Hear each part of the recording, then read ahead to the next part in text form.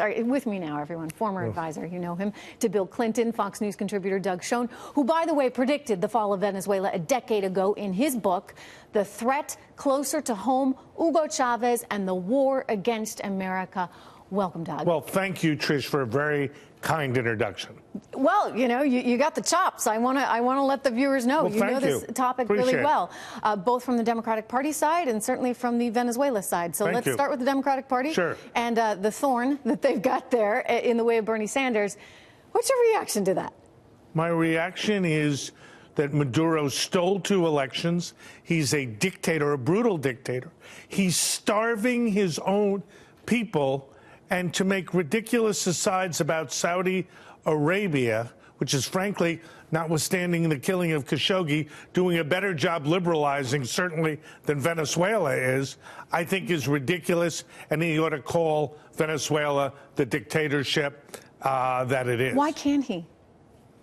I don't know. You can be a self-described socialist and tell the truth, Trish. He's a self-described socialist who's not acknowledging reality. Perhaps because he's a narcissist. I mean, this is my theory on the guy. I think he's extremely selfish. I don't think he's that bright. And I think he's willing to stick to his platform, much the way those in Venezuela are trying to stick to their platform right now. They will not admit that they have failed. He will not admit that they have failed. Well, that's not good. The footage you showed, every bit of evidence says not only have they failed, they're literally killing their own people. They're starving them. That is unacceptable in a formerly free and prosperous society, indeed anywhere. You know, 1976, that was the year that Moody's rated their debt AAA. That means, you know, you're a really good credit risk. You have a pretty good economy. And you think about where it is today. I mean, I've looked through the charts. I cannot find a country that actually is a worse profile than Venezuela right now. I'm getting some reports in right now from Venezuela that one of the aid workers there has been abducted. She was trying to bring food to 6 children. This comes on the heels of a couple of journalists being abducted. We know that 5 American hostages are still stuck in a Caracas prison. The vice president speaking to me about those hostages yesterday, Doug. I mean, the handwriting's on the wall, and yet Bernie can't see it. Here's what I see.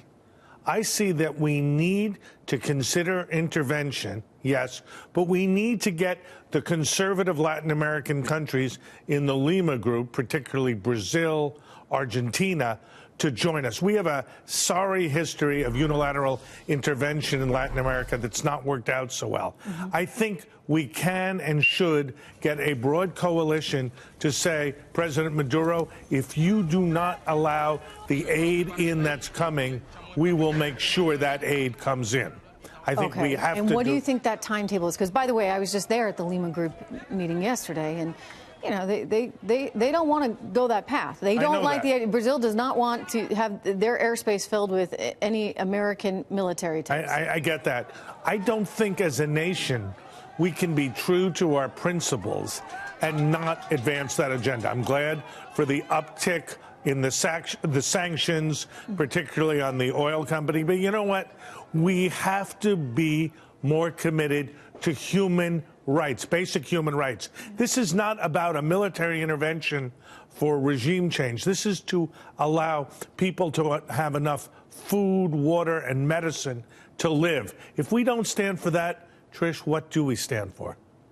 I don't know, Doug. I mean, this is why I keep seeing this story night after night after night. Right, and you're right to do it. You're many courageous. other members of the media are not as interested for whatever reason, but I think you're right. And I think, I mean, all the other economic stuff aside, we do have to stand for something. And this is a country that's right here in our hemisphere. Right. It's been a traditional ally of ours. People are dying. There is no freedom in the country. There's no food in the country. Inflation is, you know, millions of % a year.